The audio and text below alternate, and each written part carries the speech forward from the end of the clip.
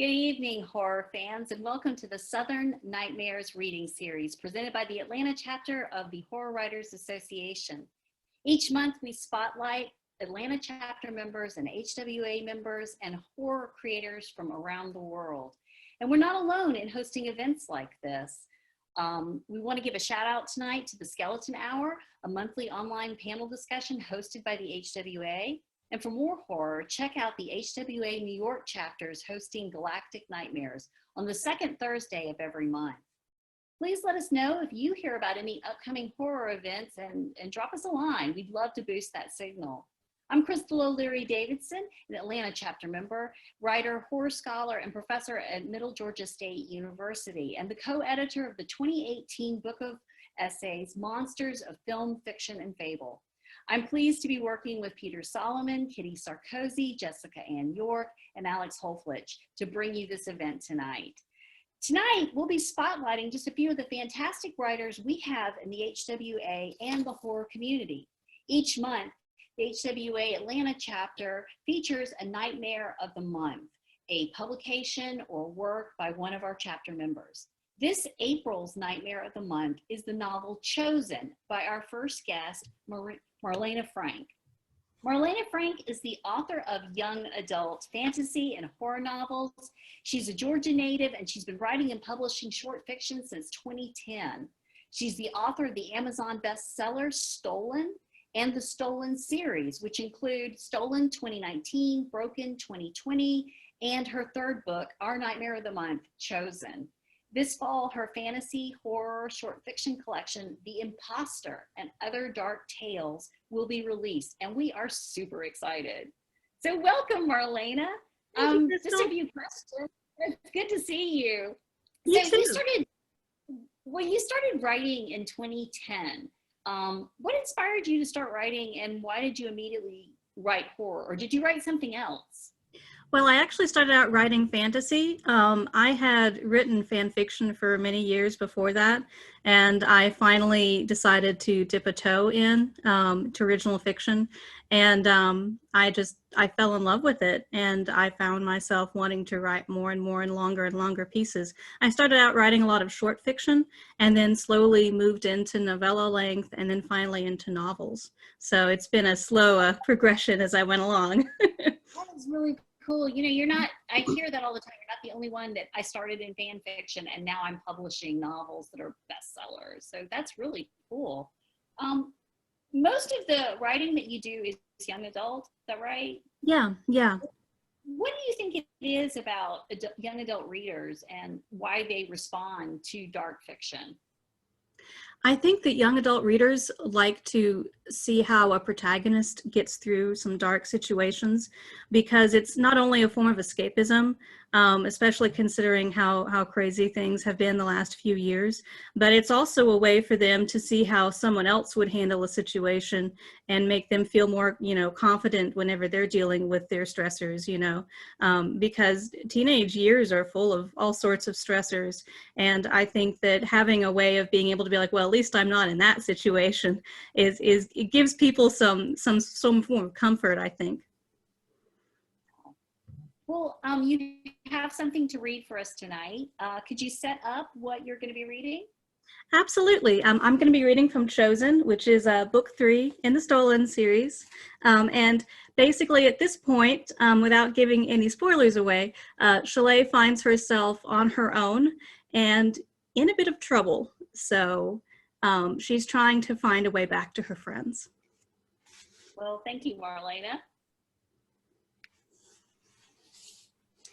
The forest was eerily silent. Even from this distance, there were no birds, no insects, nothing except for the sound of the wind moving through the branches and the creak of wood. She was about to make her next move when a large shadow moved behind one of the encapsulated trees. It was tall, thin, and the barbed tendrils, ones that she had thought were more like the branches of a willow tree, were lifted like the feelers of an insect, hovering forward and twitching. Chalet watched it, barely wanting to breathe. She knew she should duck down, just in case the trees could see her, but she couldn't move. Of all the terrifying creatures she had seen in the land since she had been kidnapped, the pelopines were by far the most disturbing.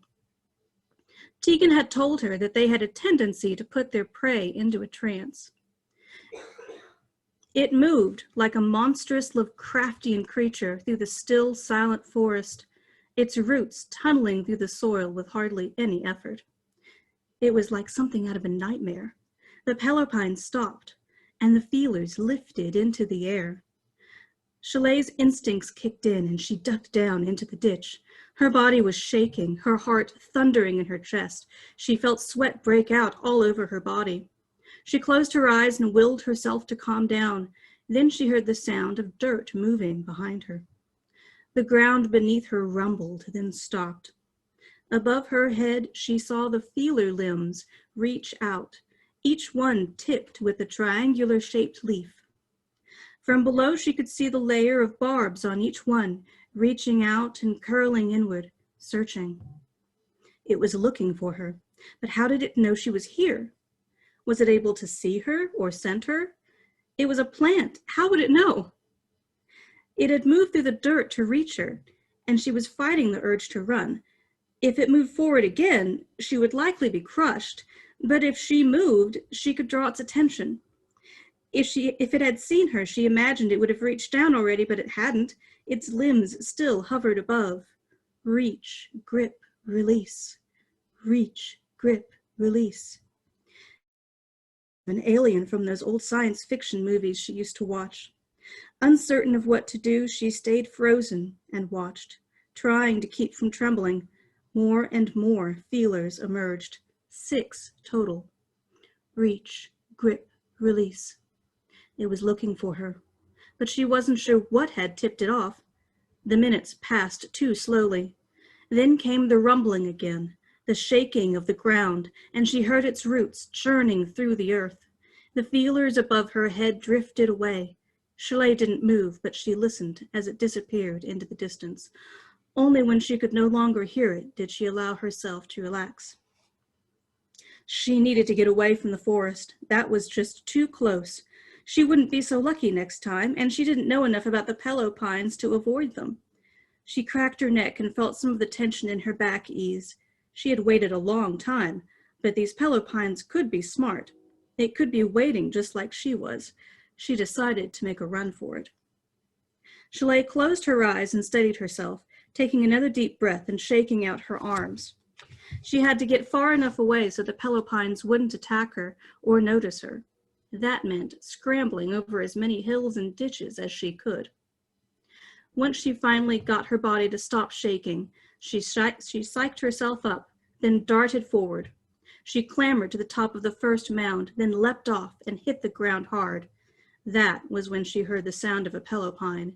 The ground rumbled, and the sound of shifting earth made her run even faster, up to the top of another hill. Jump, land. The pelopine didn't have any obstacles. It blasted easily through a pile of dirt behind her, and she felt the debris hit her back. Climbing up the next ditch, she felt something try to trip up her foot, but she leaped down before it could, giving out a whimper as she landed sideways and had to put an arm out to steady herself. Something tugged at the skirt of her dress. There was a ripping sound, but she ignored it and kept going. As she was climbing the 4th hill, she felt a shock of pain in her arm. It was in the same spot the other pelopine had cut her when they were traveling, and the barbs went deep into her skin. She cried out and tumbled backward, feeling another barb dig into the wrist of her other arm. Panicking, she tried to pull them off of her, falling into a primal instinct to remove the parasites, and forgetting what Tegan had done before in that dark, murky conservatory. The enormous tree towered over her. It had no face, no eyes or mouth, but its bark was a dark red, almost black. The other feelers were coming towards her. The roots beneath looked like large tubers sticking out of the ground, churning the loose soil as it shoved closer to her. She had to act. The pain was unbearable, but it would be worse if she didn't do something fast.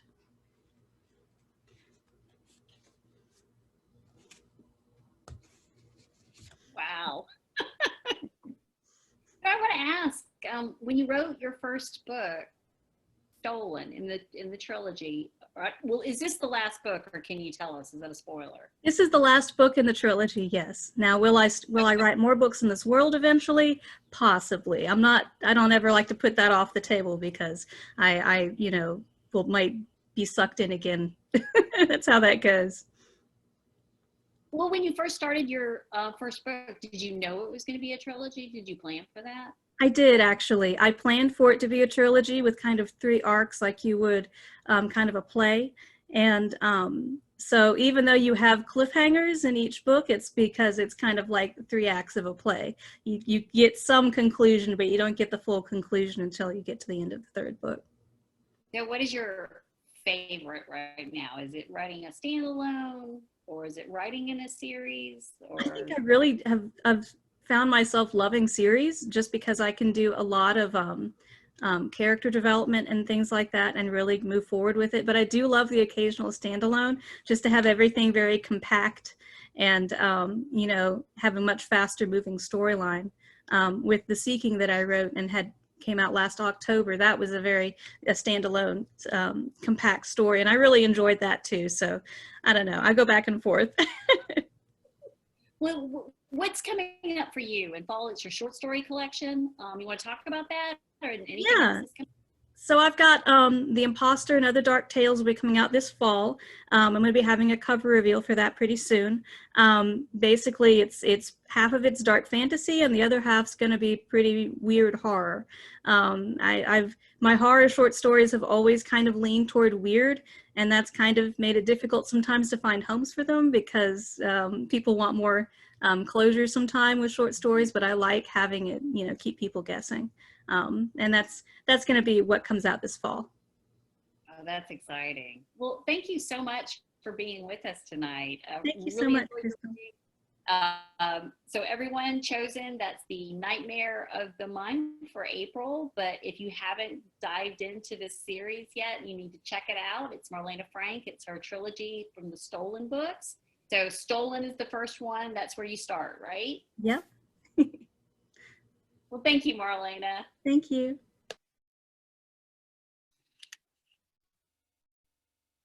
Up next, we have Vanessa Reid. Vanessa Reid is an English teacher who may encourage her students to become the minds of tomorrow in a tiny speculative army of fiction writers. She might be pushing horror that way. When she's not making her 6th graders watch episodes of The Twilight Zone, she writes dark fiction and female identifying characters struggling with the existential angst of being a woman. She is also the author of Sunny Boy, which was featured in Read by Dawn, Volume 3. Reid lives in Atlanta with an adorably macabre family, an evil cat named Moreland, and a dog who is just trying to avoid his wrath. So welcome. Thank you so much, Crystal. Wow. So you had a story in Read by Dawn. Mm-hmm. That is a respected and killer anthology. Could you talk a little bit about that for us? Absolutely. I came to writing. I still consider myself a bit of a newbie. I actually, before my daughter was born, really started in earnest with my short story work and publication. And I was fortunate enough to have that story accepted for that anthology. And because I was fairly new in terms of the business and sort of the culture, even though I loved horror since I can remember, and immerse myself in that genre, I didn't really realize until after it came out, that series was part of the horror festival, and I was just very grateful to be part of that. That's really great. So you make your students watch episodes of The Twilight Zone? I do. You're kind of awesome. As a fellow teacher, I want to ask you about that, about your teaching and your writing. Do you see a relationship there, or do you keep those two worlds separate? Definitely. There's such a huge connection. The way we approach writing, I teach 6th grade, obviously, and we really approach writing in a writer's workshop model. So I try to, for my kids, as much as possible, replicate the experience of writing, of drafting and revising and doing all the things without a lot of conventions around the work they're doing. So we're in workshop, we're writing, we're sharing, and I make it a strong point to share my process with the kids, and I show them those first drafts, the ones that are appropriate, obviously, for 11-year-olds. But I mean, I like for them to see how pretty crappy writing can start, and it creates a really great bond in that writing workshop situation. And I've also found with kids that age, surprisingly, they really love horror, like really love it. And I think they love it because about that time is when kids start to develop fears, real fears, existentialist fears about life. And they just respond the way we do as adults, I think, to these stories that tap into the most frightened parts of ourselves, but it's a safe space to curl up and read the book and experience that. And Twilight Zone, I love it. It's a great teaching tool. Theme, symbolism, everything is covered. I'll give you a list of episodes if you're interested. Oh, absolutely. I want to check that out. That's really cool. So you're having them do creative fiction as well as like narrative or more traditional English essays, or what are you having them do? We really are very fortunate. I teach in IB middle school, so we have a lot of flexibility in terms of our approach with the kids and their writing. We don't have to focus on a lot of like conventions in terms of the grammar and usage as much with the kids in terms of assessment, so they can be really creative. And I also tell them, much like Stephen King advises, write with the door closed and edit with the door open.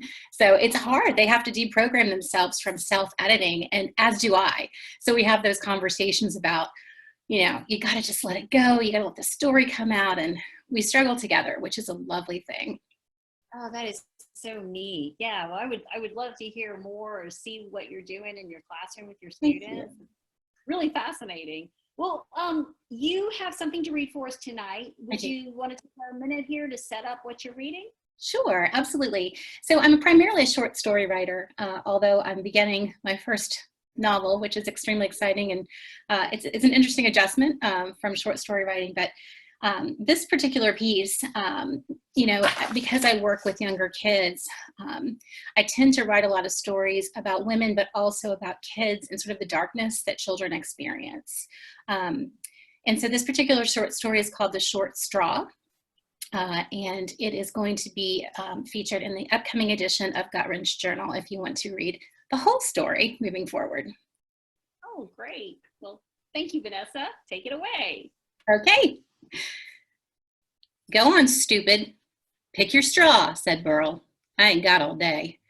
Teddy stared up at the boy, who was at least a head taller than he was. He looked into Burl's black eyes and thought ruefully how this was an impossible situation, since Burl was making Teddy choose a straw in order to decide who had to go in the old wall-mouth place. But Burl had most certainly rigged it so Teddy would select the dreaded small straw. Burl's cronies, Polly and Little Man, had already chosen their straws, and miraculously, Lady Luck had been with them. They grinned on either side of Burl Bogle, the biggest, meanest bully at Grover Cleveland Middle School. Teddy sighed and selected a straw. It was a short one. Little Man danced around as he hooped and hollered at the top of his lungs.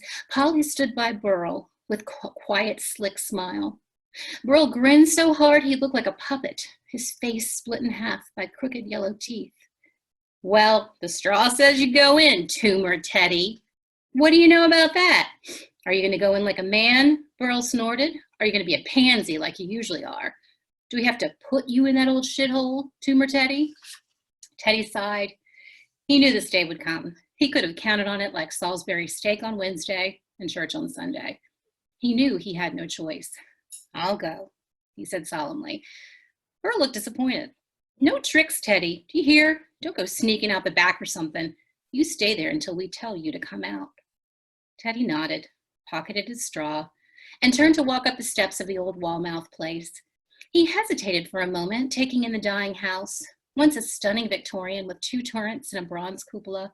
Its expansive porches sagged, its paint peeled, and its broken windows squinted malevolently at Teddy. Every Halloween, the kids dared each other to enter to see if the ghost of the owner, Mr. Wallace Wallmouth, still walked its halls. The story went that Wally Wallmouth killed himself in the house when he found out his son died in combat. Kids said the authorities didn't find his twisted and torn body for over a week. They said he took a swan dive off the upstairs balcony and broke every bone in his body. And now he wouldn't leave until his son came back. Today wasn't Halloween, however, it was only April, a special treat just for Teddy, courtesy of Burl Bogle. Big butt bully Burl, Teddy thought darkly. He walked up the front steps, which crackled dryly with each footstep. He stood in front of the door and hesitated. Teddy turned his head toward Burl and asked, "Are you sure you want me to do this?"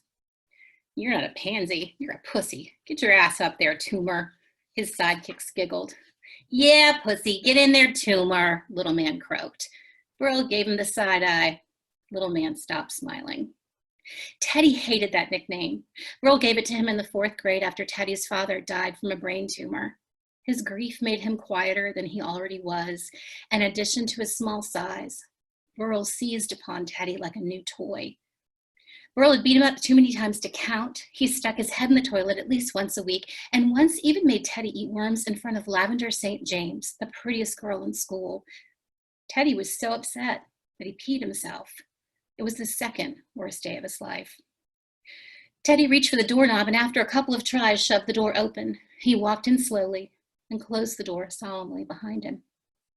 Polly grinned. "He's gonna come running out like a pussy, right, Burl?" "Oh, sure, he is. Right, Burl? He's gonna come running out. And oh, he's gonna pee himself, right, Burl?" Little man echoed, jumping up and down. "Shut the fuck up, you two," Burl said. "Yeah, he just might pee himself," Burl said to himself softly, and he grinned wider. The 3 boys stood watching the silent house for what seemed like half an hour. Maybe we should call him out, huh, Burl?" Little man asked. "Shut up," said Burl. "Just give him a second. He ain't been scared enough yet."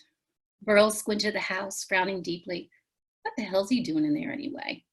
Seconds later, they heard a loud crash followed by a thud. It seemed to echo through the house's halls and spill out of the broken windows. And then Teddy screamed, "Help! Help me, please!" There was an uncomfortable desperation in Teddy's voice, and the boys could hear him begin to sob loudly. "What the hell?" Burl said. Polly and Little Man just stared at the house, mouths hanging open. "Please, Burl, I'm hurt. I need help," Teddy called through a broken, dirty window, but the boys couldn't see anything inside. Are we going to go in and help him?" Little Man asked. Polly looked nervously at Burl, waiting for his answer. "I ain't going in there. We're going in there, and we ain't going in to rescue Tumor. We're going to make sure he's not pulling something. Then we're going to kick his ass and lock him in the closet for a while. If he's pulling something, he's about to learn real fast. You can't mess with Burl Bogle. Come on." The other boys exchanged worried glances. Burl headed up the steps to the front door, and then he turned to see Polly and Little Man standing in the weeds of the front yard. Polly looked grave. Little Man looked terrified. "Get your pansy asses up here now, or I'm going to lock you two in the closet with Tumor." The boys walked up the steps, and Burl gave the door 2 sharp jerks before it opened. Then the boys walked in, leaving the door open behind them.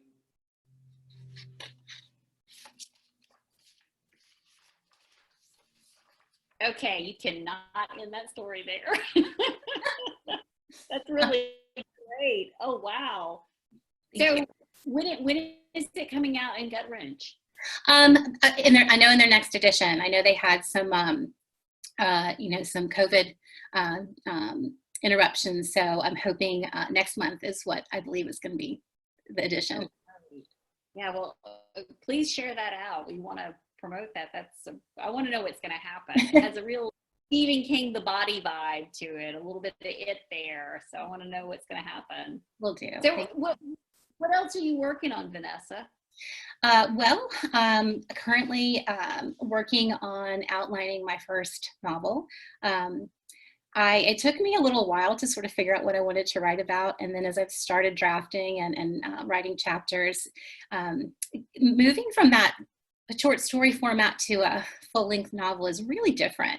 But I appreciate my experience writing short stories. I think it has taught me a lot about pacing and especially the story arc. So I'm hoping that it will go well. I'm very excited about my protagonist. And I would say it's kind of like a cross between Nancy Drew and Buffy the Vampire Slayer. Oh my gosh. Something like Wow. that. That's all I've really got in terms of descriptiveness, but I'm looking forward to continuing the work and hopefully sharing it with others. What age group is your target for it? Is it young adult, middle grade, or is it an adult? I would say it's an adult text. Yeah, it definitely has not only some horror elements, but some adult themes and ideas. So that's fun to play with, especially when I work with such young readers and writers all the time. That's exciting. So you said you were planning. Got to ask that question I occasionally like to ask people. Are you a planner or a pantser? Even though I hate the word pantser, or a little both?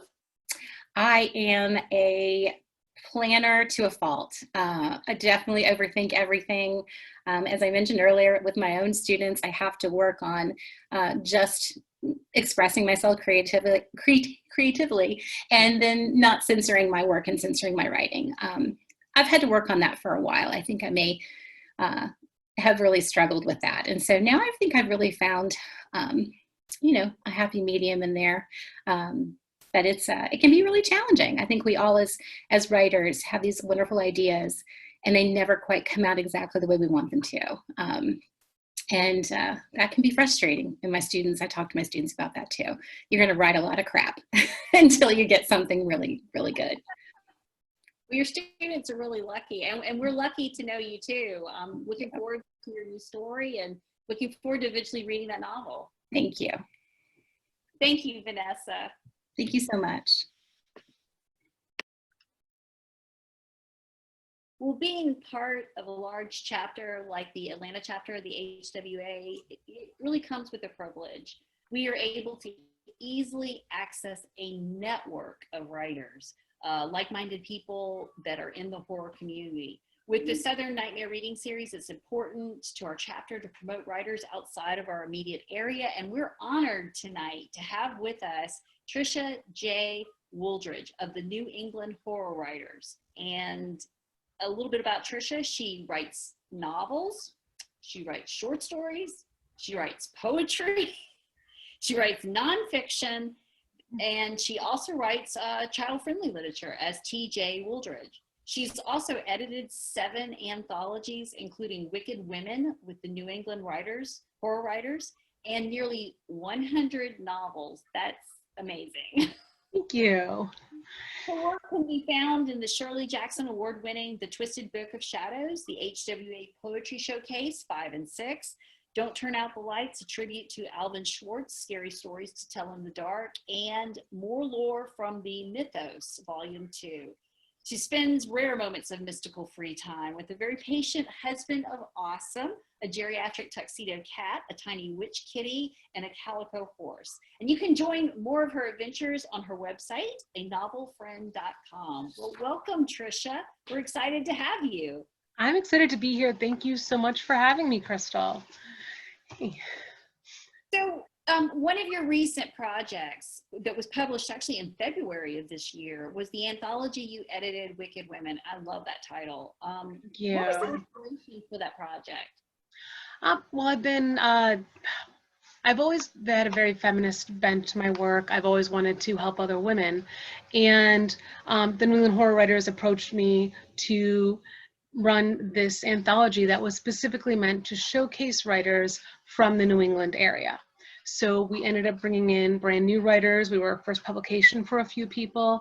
And we also got to have amazing talents of Jane Yolen and Hilary Monahan, New York Times bestseller, send us fantastic stories. And I love this anthology. I'm so proud of it. Some of them literally gave me nightmares. Like when I was reading through the slush, I had a nightmare of one particular story. I sent it to my co-editor saying, I got a nightmare, we have to buy this story. And that's actually the cover. It ended up inspiring the cover artist, also a woman, Lynn Hansen, from HWA. And that was what inspired the cover for it as well. That same story that gave me the nightmare, just to throw that in there. Well, and we're excited because Lynn Hansen is actually one of our Atlanta chapter members. So we get to be near Lynn's awesome all the time. And that cover is absolutely beautiful. So y'all Yes. should check that out. It's a great collection, Wicked Women, and it is published by or put together by the New England Horror Writers, right? Yes. And you can probably get a copy of that anthology through Amazon. Amazon, I believe we did a wide release, but also we work with local bookstores. Any local bookstores can get it from us. And I'm also a big fan of supporting your local independent bookstores as well. Okay, well that's great. Then everybody, you should go out to Eagle Eye Books in Decatur, Georgia, and place an order for it if they don't have it on the shelf already. We'll make sure they get it. So besides editing, you write poetry and fiction, and you also write for children. We have this kind of theme of young adult writers tonight and writing for children. A lot of people talk about the restrictions of writing for children. Is there anything that you find really freeing about writing for that particular audience? What I find freeing for writing with children is I get to go back to, in my mind, some of the more basic fears that we have. The things that we're afraid of really start in our childhood, because when you're a child, anything can be true and everything can be true all at the same time. So life is this magical realism. You don't know what is real and what isn't. So because you don't have those clear parameters, anything can be real, which is both amazing and terrifying. And that's what I like when writing for younger audiences. Wow. Life could be this magical realism. If you haven't used that for a blurb for something, you should. That's fantastic. Thank you. Well, you have something for us to read tonight? You're reading for Yes. us? Would you mind setting it up for us? Yeah, I actually have two things that I was going to share. The first one is a poem that is coming out on April 25th from 34 Orchard. And the second one is the beginning of a short story that came out just last month in Paranormal Contact, which was a Cemetery Gates anthology. Both of them inadvertently have a very similar theme. I was raised Catholic, and so the Virgin Mary and her icon are a big part of Catholicism.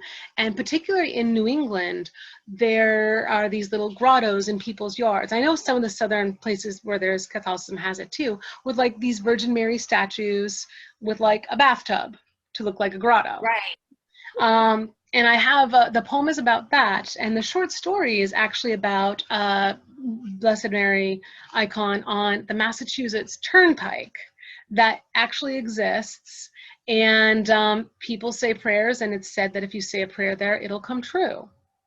So the first thing is a poem that is a homage, both loving and terrifying, of the Bathtub Mary.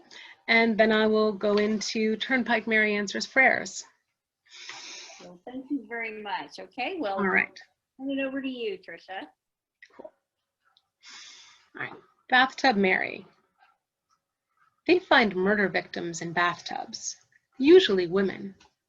Blood stains drain not chocolate syrup, but blood, real blood, and all other fluids bodies make. But blood from women is the most disturbing. Don't speak of bleeding women. Women's blood is taboo. If the Virgin Mary had been approached today in the United States at 15, they'd say God statutorily raped her, even though she gave consent. But it'd be all right for Joseph to marry her in a number of states. Outside of good Catholic homes, trademark, she lives inside bathtubs, stood on end, a mimicry of the birth of Venus, but not pagan, certainly not pagan. In the poorer neighborhoods, rust stains like blood, where perfect porcelain meets imperfect, fertile, unvirgin earth. She greets Avon ladies, Jehovah's Witnesses, survey takers, snake oil sellers with the same placid, non-judgmental smile, like a whore, like a mother, welcoming all to kneel and pay and pray. Elements fade her clothes until she is naked plaster. Vandals and rebellious children will paint her slutty bright, and time will spiderweb cracks over all her body, no care to her immaculate conception. Like a dead hooker in a motel bathtub, she gives her love, is denied her pay. The divine feminine is broken into a million pieces, spiraling down a drain of recycled, rusty blood and prayers. So that's Bathtub Mary. And the tone changes a little bit with Turnpike Mary answers prayers. So, the night of my high school graduation, I drove out to the Turnpike Madonna to say one last prayer for my best friend's mother. I told my parents where I was going. They understood. Graham even understood. It was one of her more lucid days. After the rest of the family left, right when Graham started going downhill for the day, keys and updated car papers in hands, I left for this task. This would be the last prayer I'd say for Tracy's mom, aka Mom Fisk. I knew the prayer would come true. I just needed to pray for the right thing this time. For those who don't know Western Massachusetts, there's a shrine on the Turnpike to the Virgin Mary. You can see it heading eastbound between the Palmer exit and the Sturbridge one. At night, a spotlight shines on her church marble white form. She glows like heaven's light. According to local stories, miracles happen when people pray there. The man who erected it was fulfilling a promise he made if his wife survived cancer. She did, and there it is. My plan was to drive, keep my eyes peeled for that small beacon after the Palmer exit, pull over, say the prayer, pay my toll to turn around in Sturbridge, and be back home in under an hour. Maybe a full hour. It was graduation day for several schools in the region. I hadn't even gotten on the Pike, and I'd already passed 3 speed traps. I didn't want any more delays. It was already getting dark.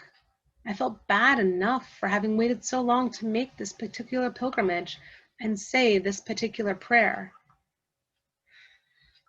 But I needed to do this alone. It probably didn't matter, but I didn't want anyone else tied to my actions. That's why I'd waited for graduation day. Graham's car would be mine. I wouldn't be borrowing it as I spoke the words I hated to even think about. Before I was born, my Graham, the one who gave me the car, had been diagnosed with some rare form of brain cancer. Back then, in the 70s, it was a death sentence. But my dad had said a prayer at this statue, and she didn't die. I'd heard the story more times than I can count. After hearing the options of keeping her comfortable or try a risky but promising trial surgery, Dad drove out to the St. Anne's Shrine in Sturbridge. His parents had taken him and his sister there as kids, and he remembered the left-behind crutches and old wheelchairs from Miracle Healings. On his way to pray for a miracle at St. Anne's, the little white virgin on the highway captured Dad's attention. He didn't know why, but he pulled over and prayed for his mom. St. Anne's was closed when he arrived. He said a prayer in the parking lot, but the vision of the highway statue stuck with him. Graham survived the experimental surgery, but ended up different. She would sometimes be the usual grandmotherly type, baking, teaching me old games with wooden boards and telling stories. Then, out of the blue, she'd start screaming at me. Or worse, she'd scream at people who weren't there. I didn't know if they were ghosts or old memories or maybe invisible monsters. She never hurt me, never raised a hand to me, but she terrified me. When her outbursts in memory got so bad she had to move in with us, my parents got to experience her episodes for them firsthand. And as I grew older, I could see Graham even scared my dad. As I entered the Mass Pike under the Worcester-Boston sign, I wondered what Dad had specifically prayed for when he pulled over that night. staying in the right lane and watching my speedometer. I felt vindicated in my efforts when I saw the cruiser sitting right in the first cut across. My grandmother's car was as old as I was, a '78 Chrysler LeBaron. I'd been driving it since my learner's permit, about when Graham moved in with us because someone from the Greek church 2 towns over had called about her screaming at the priest speaking in English at the 10:30 Mass. Being allowed to use her car meant driving Graham for errands, so I got plenty of driving experience. I knew how easy it was to speed in that boat. It responded like turbocharged silk to the slightest touch of the gas pedal.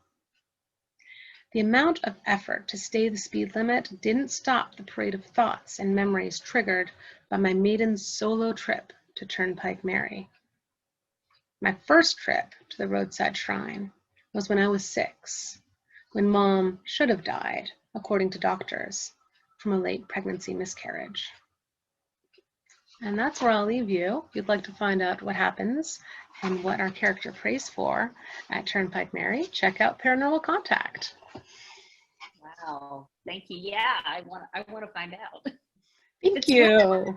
To work together, I could see them paired actually in one book. That would be really cool. Thank you. Yeah, it just so happened they both came out 1 month after each other.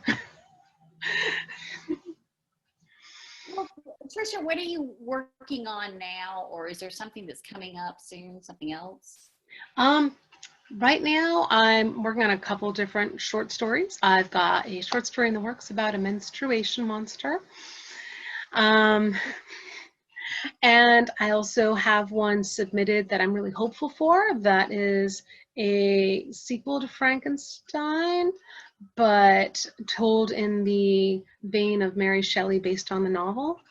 And that's a short story. So my fingers are crossed for that one. I also am working on novels. I have a dark high fantasy series, and I also have a contemporary fantasy series that I'm working on in different stages. So, and poetry. I do poetry and photo pairings as well. So. Wow. So I have to ask, you sound like you're really skilled at switching gears in multiple projects. Is that usually how you work? Yes, so I have ADHD. I didn't actually realize it until a few years ago, but it makes perfect sense because I really do switch between things. It's a very interest-based focus. So I will like hyper focus on one project. Then when I get stuck on that, I've usually got 5 or 6 other potential projects that will catch my interest. So I get a lot done. And so sometimes I'll have a bunch of stuff coming out all at once because you know how it goes with submission releases. Like this market said yes 10 months ago, this market said yes 3 months ago, but they're coming out in the same month. Right. Right. It's weird because I don't know, nothing's currently coming out that I know about yet. So I'm waiting for a bunch of stuff. So I'm now in writing and editing mode on the other projects. So I also switch from drafting to editing other people. And that helps me keep focused most of the time. Oh, wow. Well, that's fantastic. That is fantastic. So tell us a little bit, your website. We can follow you on anovelfriend.com. That's your site. Yep, that's my website. I have links to most of my stuff on it. I also have a newsletter that I need to remind people that I have. And I'm also on Patreon at Novel Friend TJ Wooldridge. So, yeah. So y'all check that out. Thank you. Thank you so much for coming and being our very special guest from Thank you so much for having me. Have a great evening, and we look forward to your new works that are coming out soon. Awesome. Thank you so much. Thanks. Our final reader tonight is David Powell.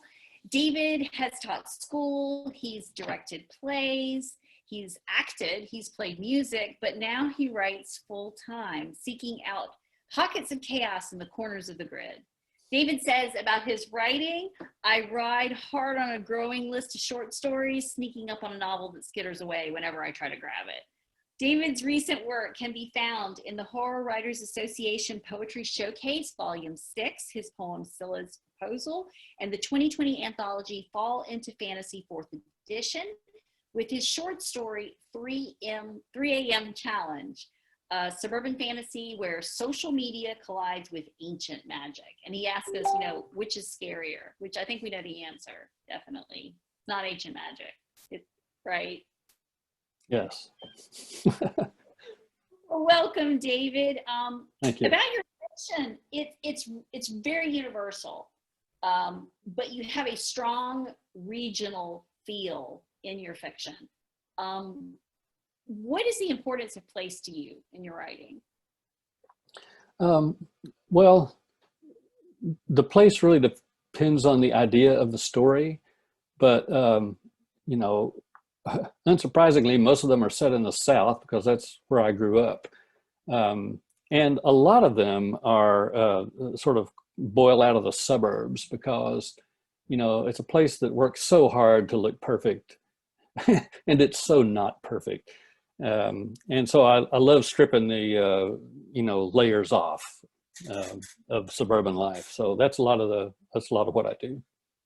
Like a David Lynch vibe there. If I only could write like David Lynch, but he's a big influence. Yes. Well, you're a short story writer and a poet, and you're also working on a novel. Yeah. Are the considerations you bring or challenges you see different in each forms of those writing? Oh yeah. Poems move more quickly. Short stories, I like the pace of short stories. Novels drive me nuts because there's so much to them and so much to keep in the right pace. I think, pacing short stories feels okay to me. I sort of, get how to do that. But stringing it out over a long story is really different. And so that's what I work on the most. And so it goes slowly and I let it go slowly. I don't know any other way to do that. So. And you're writing full time now. So that's full time now. Yes. Yeah. Yes. Yeah. Freed from teaching school about 5 years ago, and I've been writing ever since. The dream. I know. This time of year. Yes. Well, David, could you set up for us what you're going to be reading for us tonight? Yes. This is an excerpt from a story called Stay and See. And what you need to know is that the narrator, not by his choice, is renting a room for the summer in an old house that his friend says is haunted. He doesn't believe it. He doesn't like his friend very much, really. And there's a lot of tension with the family who owns the house that they're renting from. So everything is just piling up. And this scene is about where everything starts to fall over. So. Okay, well, take it away. Thanks. My little cousins laughed and called out to each other. I lay warm under the covers and listened, safe and hungry and happy. Thanksgiving dinner smells filled the house. Turkey, pies, fresh bread. More cousins knocked at the front door. Dad and my uncles were arguing about the bowl game already. How late had I slept? I opened my eyes to the Besdick's upstairs room, one dim nightlight casting outlandish shadows across the garbage-strewn floor. The dream smells drifted away, but the dream noises went on. Steady knocking, arguing voices, a child, not shouting, but what? I swung my legs to the floor, recoiling as my bare feet slid across something wet on cold metal, kicking the mess aside, pressing the ancient round light switch. Dwayne stood across the landing, facing Mrs. McKinley's door, head cocked, focused on the pacing steps, the knocking from my dream. He turned and put a finger to his lips. Downstairs, Adina, that's the little girl, retched, paused for breath, keened pitifully until the heaving took her voice again. My dream had turned her nausea to laughter. Her parents argued at full volume, but not about a ball game. How much of that crap did you give her? Me? It was Dwayne, after you fed her candy all day. The footsteps were unmistakable, heavy shoes on the wooden floor, approaching the door where Dwayne waited, his hand flat against the old wood, quietly coaxing. We hear you. We hear you. Come out. Dwayne, what the fuck? Shh. I grasped the newel post to orient myself in the half-light, but let go when it yawed to the right, stepped down the stairs into the deepening shadows, fingers grazing the gritty, broken plaster as I tried to keep balance, opening the bottom door, light spilling into the downstairs hallway from the half-open bathroom door. Axel held Adina's riot of blonde hair back from her face as she convulsed over the toilet. Doc, that's the mother, bent over, outstretched hand gripping a damp washcloth, lips compressed, silk robe falling slightly open, clinging to her freckled breast.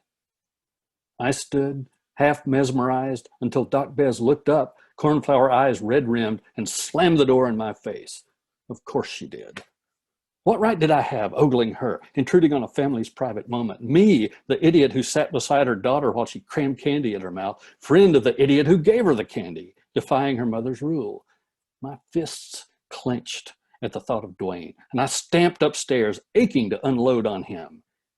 He stood, hands and ear pressed against the dusty door, eyes half closed. He looked like a vet listening to the heartbeat of a gigantic anesthetized beast, gauging its health, anticipating when would it wake. The floor creaked under heavy steps and something brushed against the door, something larger than a sweet old lady's ghost. Dwayne reached for the doorknob and I grabbed his wrist, jerking him across the landing before he could twist the knob. Jesus, Dwayne, you don't know who's in there. What if somebody broke in? I pulled him back into our room, kicking trash around to find something, anything, to use as a weapon. He fought me, straining back toward the hall. I squashed an impulse to punch his idiot grin, grabbed his upper arms, slung him onto the bed. He fell back, head bonking the wall hard enough to crack the brittle plaster. His trance-like grin vanished. The noise behind the door stopped. I snatched Dwayne's lacrosse stick out from under his bed, hefted it, stepped onto the landing in the sudden quiet. Downstairs, Adina's retching had given way to sobbing. Her parents' argument had collapsed into, "Here's a clean towel. Shh, you're okay." From Mrs. McKinley's room came an oddly familiar groan and sigh, then the swishing sound of something drawing back from the door. I crossed the landing, straightening the newel post, hefting the lacrosse stick, turning the knob. Light from our room fell on the vacant floor, where twisting whirls of dust dwindled, settled. Dwayne joined me. His face sagged with disappointment. Next morning was the first day of work at the lawn service. Dwayne and I tiptoed out, leaving the Besdicks deep in post-traumatic slumber. We wolfed down McDonald's sausage biscuits and said nothing about the night before. All day we pushed mowers in the June heat, benumbed by roaring engines and whining weed eaters, the pervasive stink of gasoline. By 5 o'clock, I was too tired to think about anything but a hot shower until we got back to the house. I looked up at the steep gables and the dusty gingerbread trim, the bizarre midnight encounter, pale in the daylight. But Dwayne's swagger returned as soon as he entered the front door. He tossed back his lank blonde hair with a smile. Right at home. I sat with him on the front steps while we waited for dinner, watching as he smoked Camels and blew sloppy smoke rings, aping a manly confidence that did not fit him. "Dwayne, how did Mrs. McGinley die?" "I heard she died alone, heart attack or something. It was a while before anyone checked on her, so pretty grim." "Why? What are you thinking?" "I was thinking about the footsteps and the thing brushing against the door. How the footsteps and Adina's nausea both stopped as soon as Dwayne's head hit the wall. Thinking about that familiar groan just before I opened the door. Mom's dog made that same sound. Equal parts yawn, groan, and whine when he wanted me to walk him, but realized I wasn't going to. I'm wondering what the hell was in that room last night, Dwayne, because it didn't sound like a sweet old lady's ghost." "Oh, so now you believe me, huh?" That grin, insufferable. "Why were you coaxing it to come out?" "She wants to help," Dwayne said. "When the family fights, it upsets her." "And how do you know that? You having private conversations with her? With it?" He looked away, took another drag on his Camel. "Why?" he asked. "Would that make you jealous?"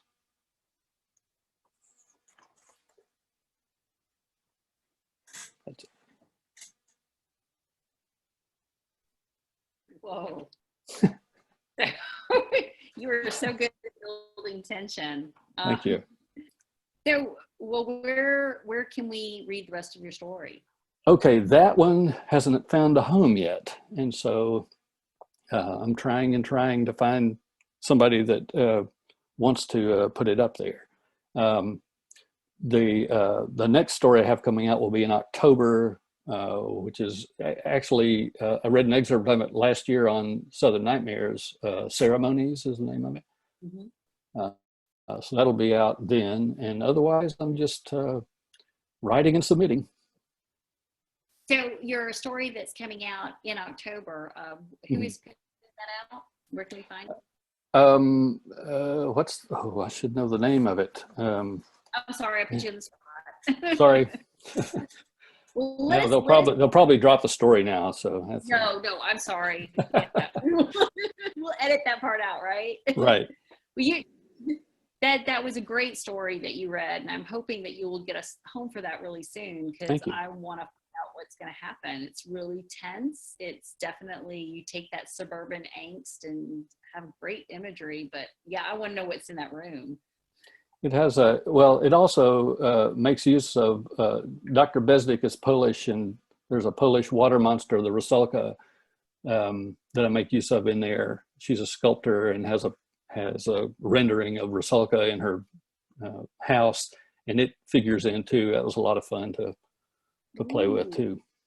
So would you say that the story has kind of is it a weird fiction bent a little bit? Yes, because not everything is explained. Mm-hmm. Yeah, I think by the time stuff starts to happen, you don't really get the answer to anything. I like those kind of stories. We have a lot of the people that are writing those open-ended stories tonight. Yeah.